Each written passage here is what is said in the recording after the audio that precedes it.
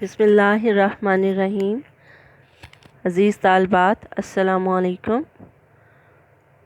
کل ہم نے تعارف حدیث اور اس کے بعد اہمیت و ضرورت حدیث کے 2 پوائنٹس جو ہیں ان پہ بات کی تھی کہ حدیث کی ضرورت و اہمیت کیا ہے۔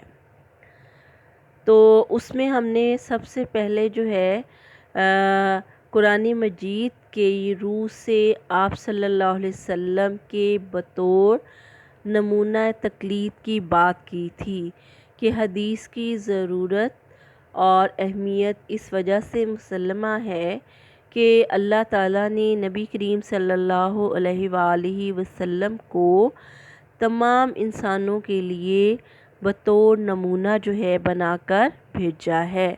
لَقَدْ كَانَ لَكُمْ فِي رَسُولِ اللَّهِ أُسْوَةٌ حَسَنَةٌ۔ اور پھر یہ کہ نبی کریم صلی اللہ علیہ وسلم جو ہیں آپ کی سیرت جو ہے عالمگیر سیرت ہے۔ اس سے پہلے انبیاء علیہم السلام خاص علاقوں کی طرف، خاص زمانوں میں اور خاص اقوام کی طرف بھیجے گئے، جبکہ نبی کریم صلی اللہ علیہ وآلہ وسلم تمام لوگوں کے لیے، قیامت تک آنے والے تمام انسانوں کے لیے بطور نمونہ اور بطور نمونہ تقلید جو ہے بھیجے گئے، مبعوث کیے گئے۔ اس لیے آپ صلی اللہ علیہ وسلم کی سیرت کو سمجھنا ضروری ہے اور آپ کی احادیث کو سمجھنا ضروری ہے، اس کا مطالعہ ضروری ہے کہ اللہ تعالیٰ نے آپ صلی اللہ علیہ وسلم کی ذات گرامی کو نمونہ بنایا ہے۔ تو اگر ہم حدیث کو نہ پڑھیں، آپ صلی اللہ علیہ وسلم کے اقوال، آپ کے ارشادات، آپ کے افعال پر غور و فکر نہ کریں تو ہم کس طرح نبی کریم صلی اللہ علیہ وسلم کی سیرت پر عمل کر سکتے ہیں؟ تو بہرحال ہمیں ہر صورت قرآن مجید کے بعد آپ صلی اللہ علیہ وسلم کی ذات سے رہنمائی حاصل کرنے کے لیے حدیث کی طرف رجوع کرنا ضروری ہے۔ اس کے بعد ہم نے حدیث کی ضرورت و اہمیت کو کس چیز سے ثابت کیا تھا کہ اطاعت رسول صلی اللہ علیہ وآلہ وسلم فرض ہے، جس طرح سے اللہ کی اطاعت جو ہے وہ فرض ہے۔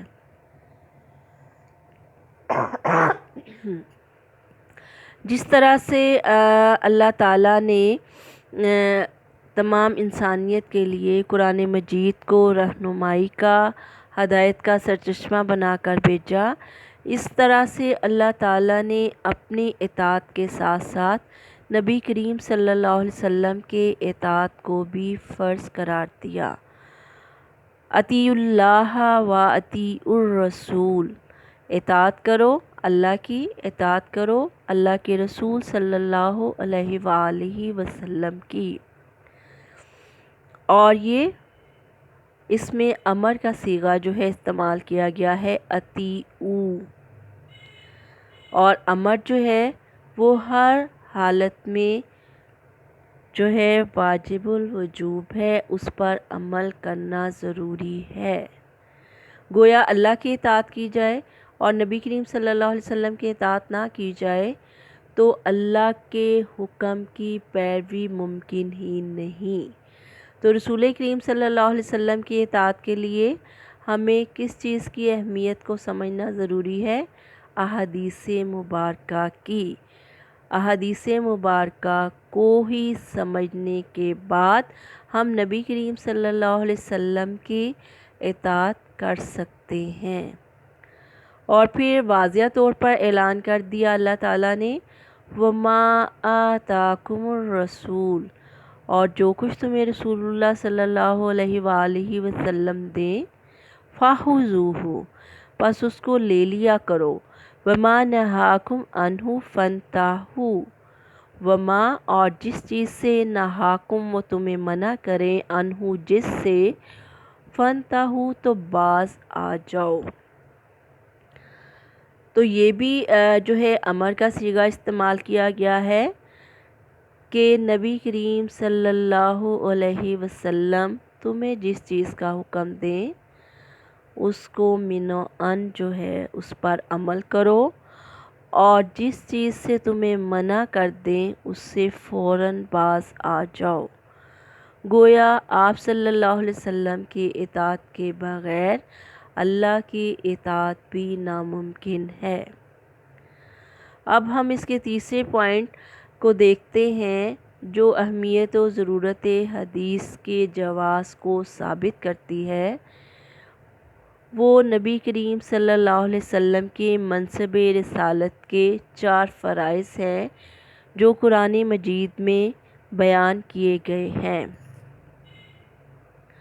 اللہ تعالیٰ نے قرآن مجید میں فرمایا، لَقَدْ مَنَّ اللَّهُ عَلَى الْمُؤْمِنِينَ، بے شک احسان کیا اللہ تعالیٰ نے علی المؤمنین مومنوں پر، اس جب باسا بھیجا فیہم ان میں رسولاً ایک رسول، من انفسہم جو انہی میں سے ہے، یتلو علیہم جو تلاوت کرتا ہے ان کے سامنے، آیاتہ اس کی آیات کو، ویزکیہم اور وہ ان کا تزکیہ کرتا ہے، ان کو پاک و صاف کرتا ہے، وَيُعَلِّمُهُمُ الْكِتَابَ اور وہ ان کو سکھاتا ہے کتاب، والحکمہ اور دانائی کی باتیں۔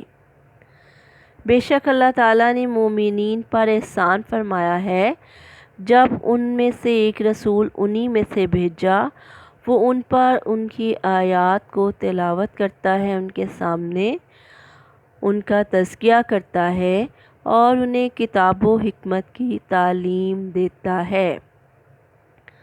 تو اس آیت حدیثہ میں اس آیت مبارکہ میں نبی کریم صلی اللہ علیہ وسلم کے منصب نبوت کے 4 فرائض جو ہیں بیان کیے گئے۔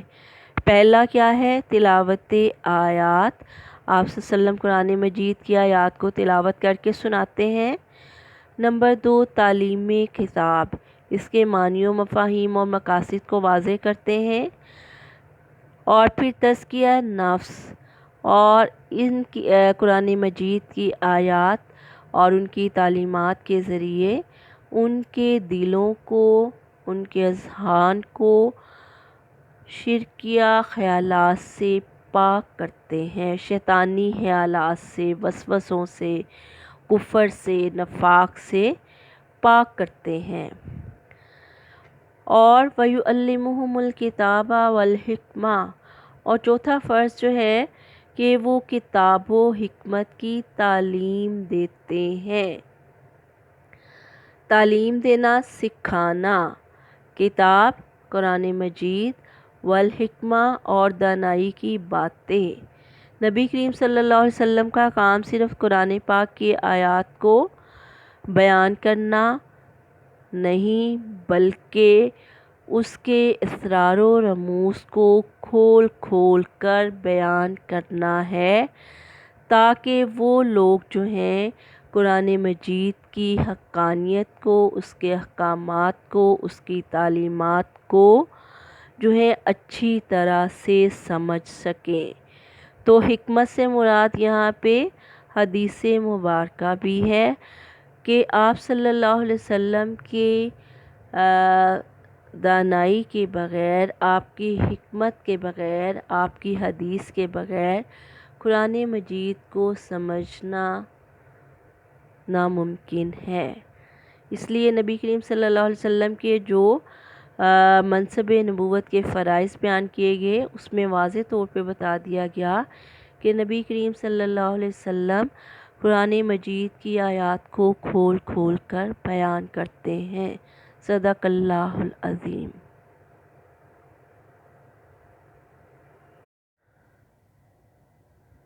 السلام علیکم عزیز طالبات، کل ہم نے جو ہے اس سے قبل سورہ بقرہ کی آیات، ان کا ترجمہ اور تشریح جو ہے اس کے اسباق جو ہیں وہ پڑھے تھے، اور کل سے ہم تعارف حدیث جو آپ کی بک کا دوسرا پورشن ہے، جس میں نبی کریم صلی اللہ علیہ وآلہ وسلم کی 40 احادیث مبارکہ آپ کے سلیبس میں شامل ہیں، تو اس کو جاننے کے لیے سب سے پہلے جو ہے ہمیں حدیث کا تعارف حاصل کرنے کی ضرورت ہے۔ جیسا کہ میں نے آپ کو بتایا تھا کہ حدیث کے لفظی معنی کیا ہیں، یہ پڑھا ہے ہم نے ابھی، اس کو دوبارہ ریوائز کرتے ہیں۔ بات چیت اور گفتگو، نئی چیز اور نئی بات کو بھی حدیث کہتے ہیں۔ حادثہ کو یہ نام اس لیے دیا گیا ہے کہ وہ وقوع کے اعتبار سے نیا ہوتا ہے، اور شرعی اصطلاح میں حدیث اس کلام اور خبر کو کہتے ہیں جو سرکار دو عالم صلی اللہ علیہ وسلم کے قول و افعال اور آپ صلی اللہ علیہ وسلم کی تقریر پر مشتمل ہو۔ آپ کے اقوال، آپ کے افعال اور تقریر جو ہے وہ حدیث مبارکہ کہلاتی ہیں۔ اور پھر دیکھتے ہیں کہ اس کی 3 جو ہیں وہ اقسام کون سی ہیں۔ نمبر 1 قولی حدیث، نمبر 2 فعلی حدیث، نمبر 3 تقریری حدیث۔ نمبر 1 قولی حدیث، وہ حدیث جس میں نبی کریم صلی اللہ علیہ وآلہ وسلم کے ارشادات جو ہیں وہ شامل ہیں، وہ قولی حدیث کہلاتے ہیں۔ اور نبی کریم صلی اللہ علیہ وسلم کے جو افعال ہیں جو آپ نے اپنی زندگی میں سر انجام دیے، جیسے وضو، روزہ اور پھر اعتکاف بیٹھنا، یہ تمام چیزیں، تمام کام فعلی حدیث میں آتے ہیں۔ اور نمبر 3 پہ تقریری حدیث، یعنی وہ کام جو آپ صلی اللہ علیہ وسلم کی موجودگی میں کیا گیا لیکن آپ صلی اللہ علیہ وسلم نے اس سے منع نہیں کیا، خاموش رہے، تو یہ بھی جو ہے اس کے کام کے جائز اور درست ہونے کا جواز ہے، تو یہ تقریری حدیث کہلاتی ہے۔ اور پھر اسلام میں حدیث کے ساتھ جو ہے ایک اور لفظ متبادل جو اس سے ملتا جلتا ہے، وہ سنت کا لفظ جو ہے استعمال کیا جاتا ہے۔ سنت کے لفظی معنی ہے الطریقۃ المسلوکہ، وہ راستہ جس پر چلا جائے۔ اور پھر سنت کا نبی کریم صلی اللہ علیہ وسلم کے ساتھ جو ہے وہ مخصوص ہونا ان معنوں میں آتا ہے، آپ صلی اللہ علیہ وسلم نے جو بھی کام کیے، افعال سر انجام دیے، وہ سنت میں شامل ہیں۔ محدثین کے نزدیک سنت اور حدیث میں تھوڑا سا جو فرق ہے وہ یہ ہے کہ حدیث میں آپ صلی اللہ علیہ وسلم کے اقوال، افعال، تقریر سب شامل ہیں، لیکن سنت میں نبی کریم صلی اللہ علیہ وسلم کے اعمال اور افعال شامل ہیں، یا آپ صلی اللہ علیہ وسلم کے اعمال، افعال اور سیرت کے لیے جو ہے استعمال ہوتا ہے۔ اب ہم دیکھتے ہیں جیسے حدیث کی اہمیت و ضرورت کیا ہے۔ اب اس بات پر غور کیا جائے کہ قرآن مجید کو اللہ تعالیٰ نے نازل کیا، اور وہ ایسی چیز ہے کہ خود قرآن اس کے بارے میں یہ کہتا ہے تبیان لکل شیء، یہ ہر چیز کی وضاحت کرنے والی ہے۔ اور پھر اللہ تعالیٰ یہ فرماتا ہے کہ ما فرطنا فی الکتاب من شیء، ہم نے اس کتاب میں بیان کرنے سے کوئی چیز نہیں چھوڑی۔ تو پھر حدیث کی ضرورت کیوں پیش آئی؟